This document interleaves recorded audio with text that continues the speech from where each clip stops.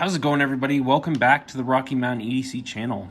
So today I'm really excited to share a new knife on the table here for you guys today. This is a knife that I've been wanting to get for a really long time, and it hasn't stopped me from getting it based upon the price, because that's what we're going to talk about. But this is an inexpensive knife and really has set a lot of standards for a functional and useful knife for the outdoors and bushcrafting and survival. And that is going to be the Morakniv 511 Basic. So this knife is really inexpensive for what you get.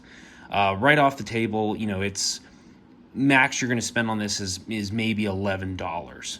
You can get it or find it as low as $8. I got this knife from bladehq.com. You can look at the link in the description of this video to find where that knife is on Blade HQ, so definitely check it out if you're interested in looking at or getting this knife.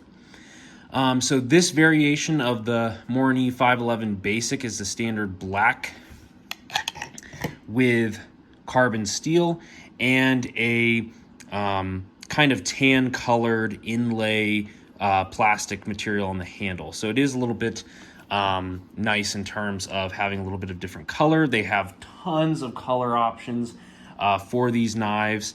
So if you don't like this version, there are tons of versions. There's red, greens, blues, yellows, greens. I mean, there's all different types. But this is the one that caught my eye. Really like the color, contrast with the black. It just looks great.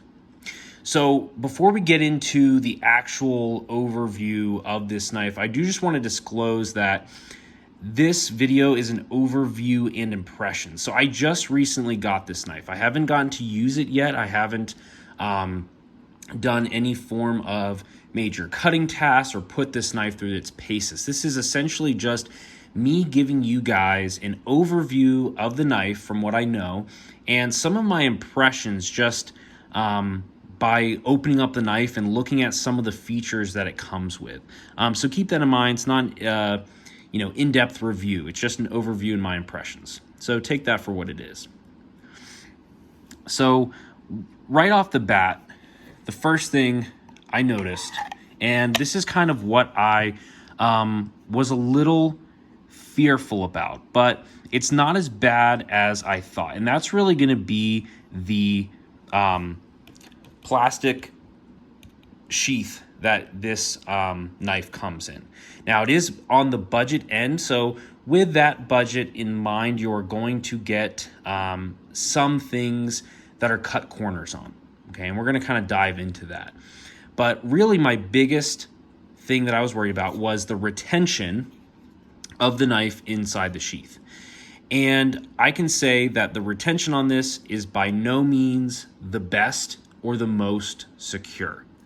However, it is also not the worst, right? So I can shake this, I can shake it, and it doesn't come out. Now, I'm sure with some very intentional, crazy flicking of it, I'm sure I could get this to pop out unintentionally, right? So that being said, the setup is meant to be hooked on a belt or on some type of strap with the handle facing up and then this part of the sheath facing down. So this isn't going to be something that's going to be really modular in terms of putting it upside down on a pack or on a vest or something like that and then being able to get that quick pull draw access. It's not going to be great for that. There are some really cool modifications you can do to help with the retention. I'm sure you could do a little bit of heating up on the plastic to make this molded a little tighter. You could get some type of band or some type of retention to make it a little tighter. But just right off the bat, that's a really important observation with fixed blade knives, because really when it comes to the use and the function and the safety of a fixed blade, it really comes down to how are you going to be able to carry it, right? You know, with folding pocket knives, it's easy, toss it in your pocket, closes up, right? With these, the sheath or the container, whatever it is that is holding the knife is super important. And I think for the budget category of this knife, it does a decent job. This is going to get the task done. in terms of securing the knife moderately, right? So just keep that in mind. I am excited to test and see how this is going to perform, as I'm intending this to be a hiking style knife. So a little bit more on the sheath itself. Really standard black. I do like the slim profile as it goes with the knife. Again, this doesn't really take up a lot of real estate. This is a very moderate sized fixed blade. It could be good for both some heavier duty tasks as well as still nimble enough for light duty tasks. So with that belt attachment seems pretty decent. It has, pretty good retention. It's going to stay on your belt. The only thing that I would be a little concerned of is that space for the belt attachment here for the clip. Is if you do have a really thick or even a really tall belt, it might cause this to sit on your belt like this. And again, if you have a belt that can slide in there really nice to where this part actually comes back and retains it, that's going to keep it much more secure. But if you're putting this on something that's extremely thick and it's doing this when it's on there, it has the potential to slide off. So keep that in mind. Other than that, sheath, really cool. It does have a drain hole in the bottom. So if you did get some moisture in there, some water in there, it is going to drain out rather than sit and make your blade rust. And that's really important talking about the blade rusting, because this is the carbon steel version of the Morakniv 511. And I really am not too concerned about the corrosion because I do take good care of my knives. I don't leave them or mistreat them. I respect my tools. So I'm not really concerned about that, but do keep that in mind. This is a carbon version, and they do also come in some standard stainless steel versions as well. So right off the bat, the Scandi grind or Scandinavian grind on this is honestly really nice for a budget knife. I was honestly surprised with how well the grind on the actual bevel here actually looks. I was astonished. I mean, it's very flawless for such a budget knife. I mean, I've unboxed and looked at a lot of different budget category knives, and a lot of times the grind can be wonky. It can be uneven or just look like it was half done, right? It was quickly made, tossed out, and there you go. It's a sharp piece of metal, but not made with any real intention. This Scandinavian grind, that edge bevel, which does go down right to the edge itself, is really good for a budget knife. And with that said, this kind of partial mirror polish is also really nice. There's no weird spots where it kind of looks foggy or faded. It's very even throughout. So I was actually pleasantly surprised with that on this budget knife.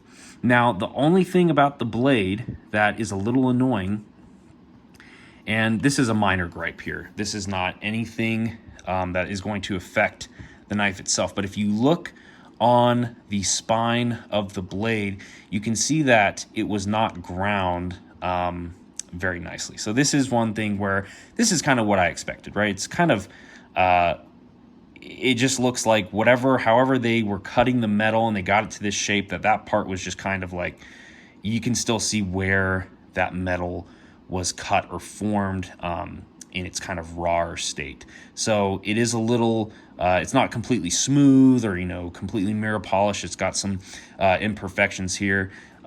Nothing in terms of if you choke up on this, that this is sharp. This is still a rounded spine, which is a good thing and a bad thing, right? Because again, if you want to use this as a survival knife and you need a 90-degree type of edge on the back here of the spine, that's going to be really good for fire striking on a ferro rod. But it's also a good thing to have it rounded because this is comfortable on your thumb if you need to choke up. So if you need to get a little bit more leverage with the blade, this is comfortable to place your thumb here.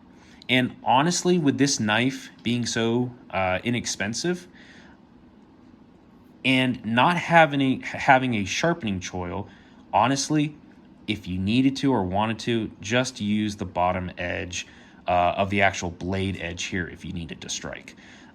You're not going to be able to really get that point down there sharpened anyway, so you could just use that, right? And in any ways, any survival situation, you could use the blade edge if you needed to strike for a fire, okay? But that's just something to keep in mind. But love the blade, really nice blade shape and style.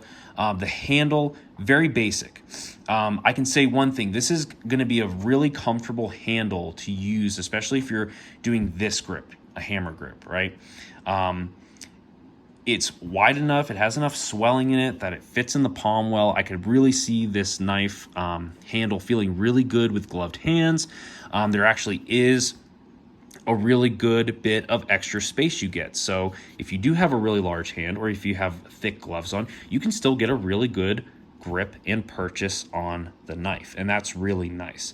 The plastic material does offer just a little bit of grip, just with some of the texturing, nothing crazy. It is still kind of slick because it is plastic, but for the most part, you're going to be just fine in terms of holding it, just from my observation in that grip.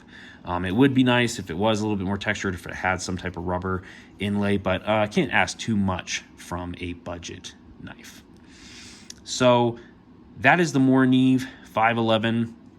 Really cool, really excited about this knife. This is going to be my new kind of outdoors hiking fixed blade. It meets everything I need it to. It's a little more capable and practical than a folder, but it's also, you know, more comfortable and also still very light, that it's not going to hinder me or weigh me down like some fixed blades. So really excited about that.